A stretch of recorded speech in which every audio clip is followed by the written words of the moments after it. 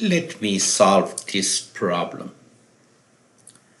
Here we produce 3 products. And we have already decided about the product mix. We produce 20% product 1, 30% product 2, and 50% product 3. Profit margins are 10, 20, and $35. And we do have the volume of resources that each of these products need. And we do have 3 resources. Product 1 needs 24 minutes of resource 1, and product 3 needs 20 minutes of resource 1, and product 2 does not need anything from resource 1. The same for resource 2 and resource 3. And this is the percentage of each product that we produce. Now, because it is a mix of product, one way of computing the capacity is to compute the times that we need for an aggregate product. 0.5 multiplied by 20 plus 0.2 multiplied by 24 plus 0.3 multiplied by 0, that would be 14.8, and that is what we need from resource 1 for an aggregate product, which is 20% product 1, 30% 2, and 50% 3. The same is for resource 2. We multiply 12 by this percentage, 12 by this percentage, and 20 by this percentage, and that will become 60. And also for product 3, 0 times 20%, 15 times 30%, and 15 times 50%, and that becomes 12. Now we have TPs for an aggregate product. Also, we do have the number of resource units in each resource pool. For example, the number of machines in each station. Computation of capacity per minute is straightforward. Number of resources divided by TP. And that would be, for example, here, 3 divided by TP, 2 divided by 16, 1 divided by 12, and these are production rates per minute. Assuming a day is 480 minutes, if we multiply these numbers by 480, we get these numbers. Now we have capacity of each resource pool. Capacity of a chain is defined by the capacity of its weakest link. Therefore, process capacity is 40. We assume that the process can perform at capacity. It can never happen, may happen for 1 hour, 2 hours, but it cannot happen for a long time. But it makes our computations simpler. So we assume throughput is equal to capacity. Now we do have capacity of each resource, and we do have throughput, and we know that utilization is equal to throughput divided by capacity, and therefore these are utilizations. Because this resource is the bottleneck, the highest utilization is here, and the lowest utilization is in the resource with maximum capacity, which is here, and this is the lowest utilization. We produce 40 units, and we produce at rate of 20%, 30%, and 50%. Therefore, 40 times 50% is 20, 40 times 30% is 12, and 40 times 20% is 8. So we produce 8 units of product 1, 12 units of product 2, and 20 units of product 3. And because these are the profit margins, if you multiply these numbers by each other's and add them up, we will get this much profit. If we have decided in advance to have such a product mix. Now let's see if we can do better. Maybe this initial decision was not the best decision. So right now with this initial decision, we are making $968. Let me open this Excel sheet. So I right click on it, open. Let's first look at here. I have 3 resource unit 1, 2 sub resource unit 2, and 1 unit of resource unit 3. And because a day is 480 minutes, therefore I multiply this 3 by 480, 2 by 480, and 1 by 480, and these are what I have, and we refer to them as right hand side. This is what is available. Let's see, what do I need?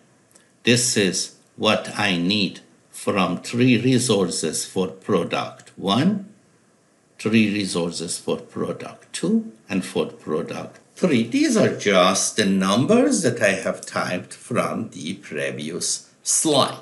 And these are my profits.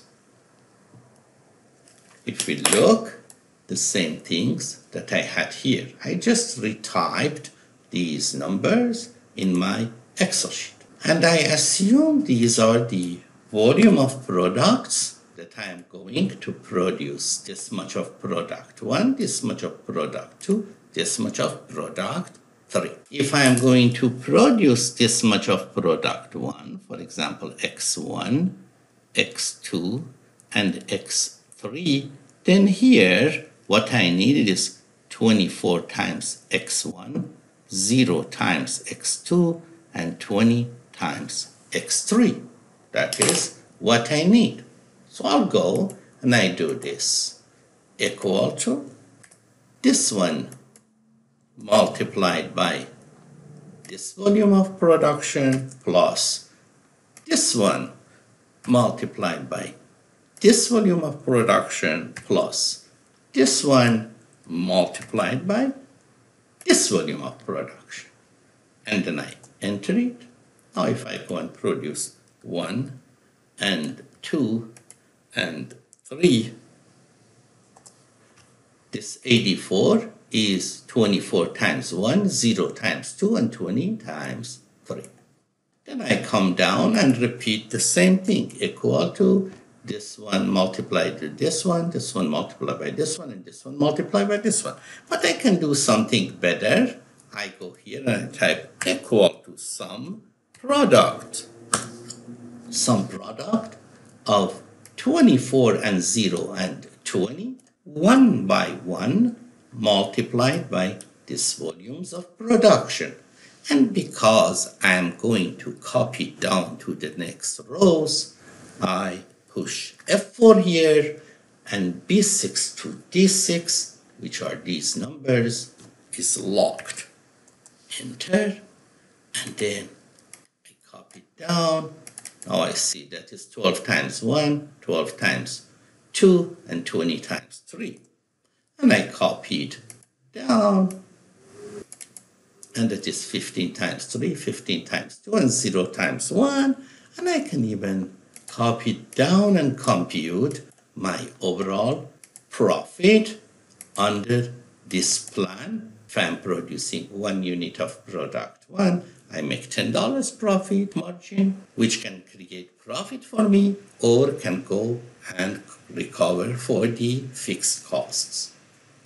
Remember, we said one of the things that theory of constraint brings to the linear programming table is never include the fixed cost in the cost of products in advance. Because right now we don't know how many units of each product we are producing, and that is incorrect if we use standard cost accounting and or activity-based costing to allocate fixed costs to different products before knowing the production plan. In planning, fixed costs should stay aside. One other lesson theory of constraint has brought to linear programming table is, instead of thinking about cost minimization, always think about throughput maximization. Here is our financial throughput, which is multiplication of how much we produce by their profit margin.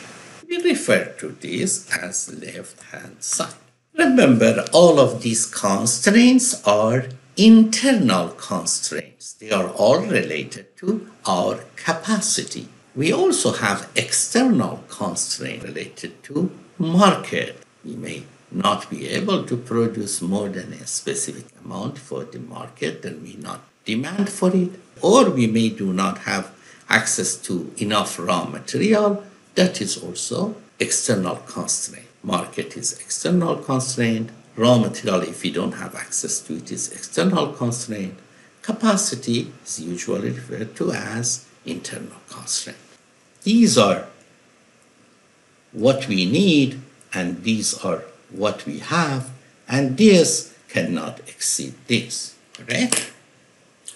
Up to now, I have done nothing except typing into Excel, typing my data into Excel and some basic Excel function.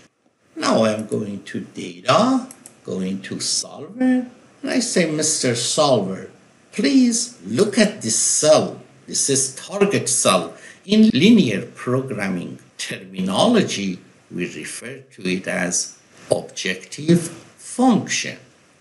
Okay, Mr. Excel, or indeed Mr. Solver, or indeed Mr. Simplex. Simplex for linear programming. Maximize, not minimize, not value of. Remember, for computing MAD, we were trying to minimize MAD.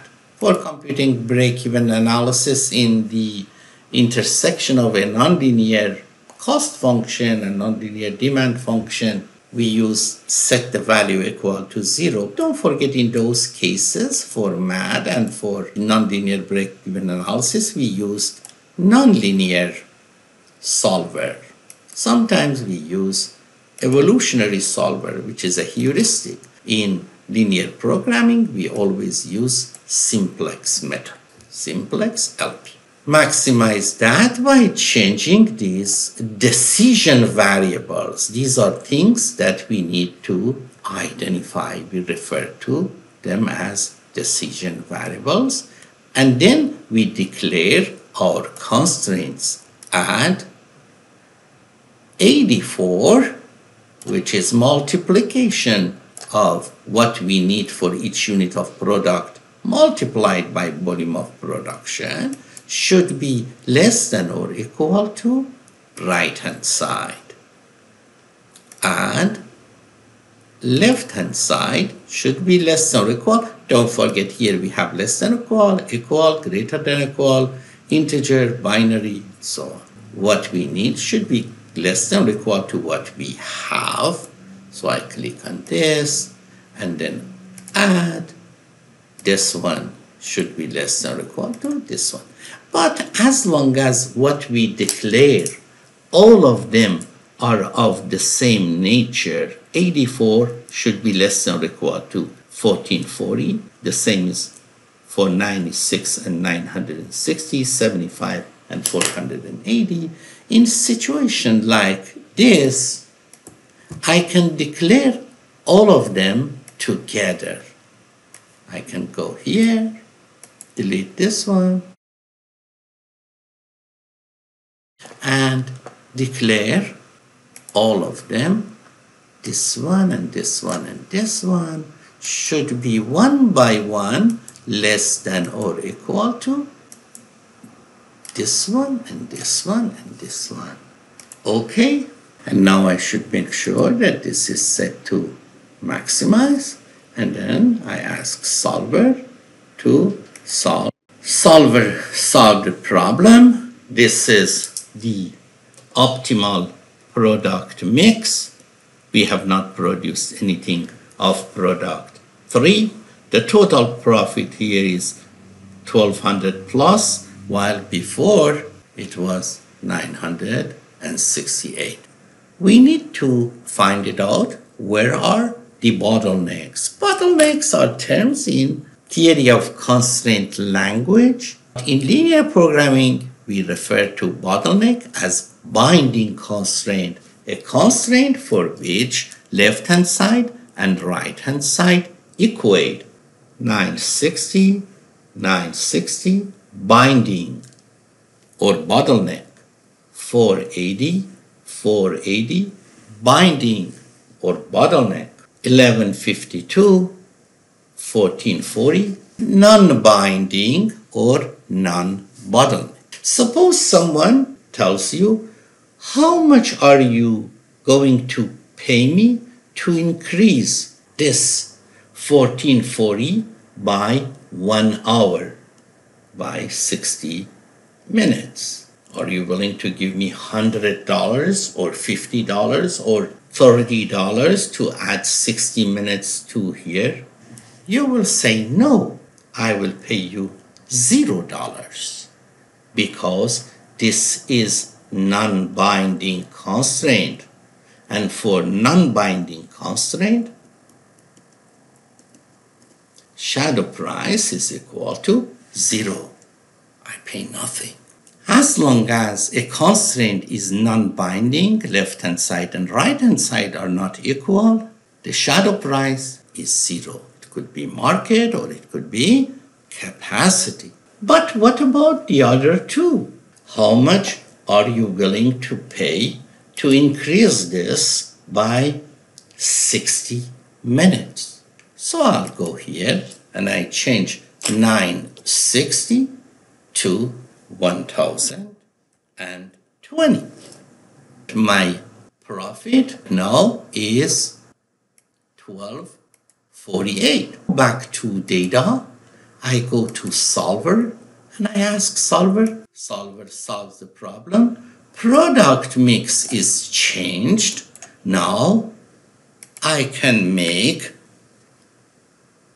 1298 minus 1248, which is $50. Shadow price of resource 2 is $50.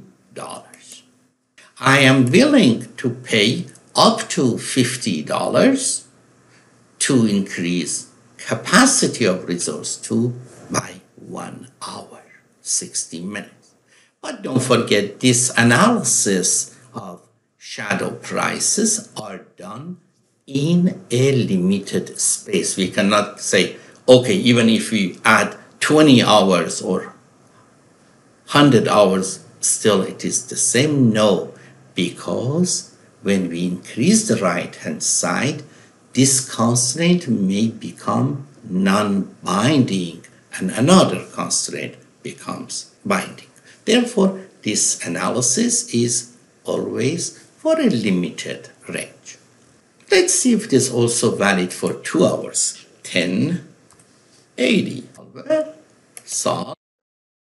Okay, yes, for 2 hours is still valid, but gradually, when we increase this one, that one may become binding constraint, and the shadow price of this one may change. It may even drop to 0. So now let's return this back. And let us consider increasing 1 hour to capacity of resource 3. So that will become 540. I have 540 here. Solver, solve. Okay, equal to this one minus this one, which was the original objective function value. Now we see that the shadow price of resource 3 is even more than resource 2. For each hour capacity of resource 3, we are willing to pay up to $56 because it will add this much to our profit. Obviously, if market price is less than shadow price, for example, if market price is $30 and we get value of 56, we will be very willing for that.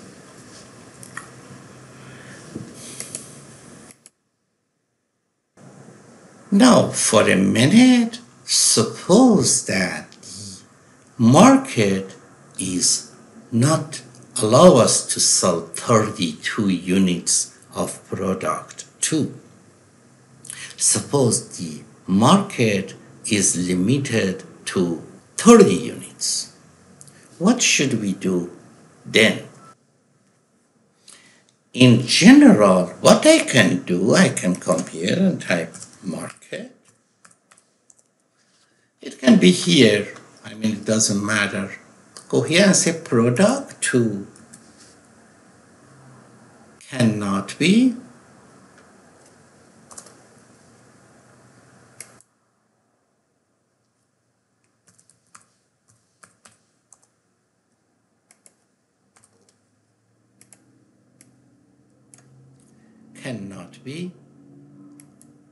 greater than 30, correct? Should be less than or equal to 30. That is an external constraint. So I go back to solver. I may put this less than or equal sign here or not. It is just for myself to remember. Having whatever it is over there does not have any impact on solver. It will not even read this. And then I come here and I copy this and I paste it here.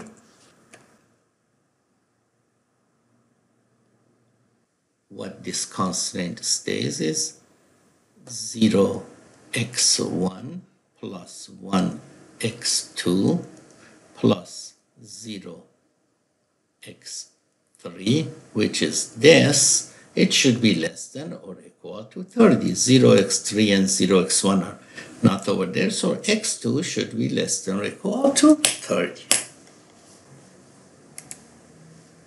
Add constraint.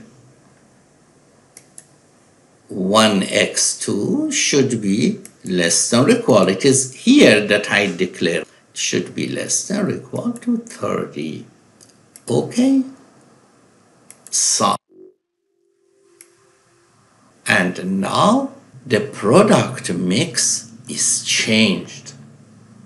You see, now we produce product 3, and the difference between what we would have gained earlier and what we gain now is equal to this one minus this one.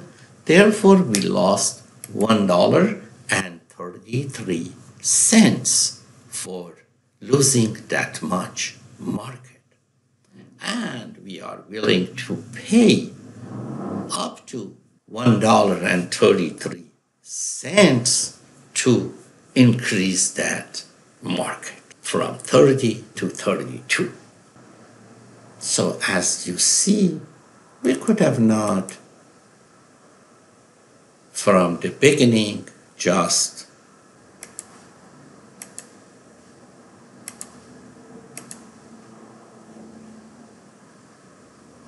if that constraint is not there, okay, it is what we have, but from the beginning we could have not go over there and say 32, just make it 30, and we could have not said there is this much change in the profit, 1248, because when we reduce this one to 30, these two binding constraints become non-binding and they allow us to produce more.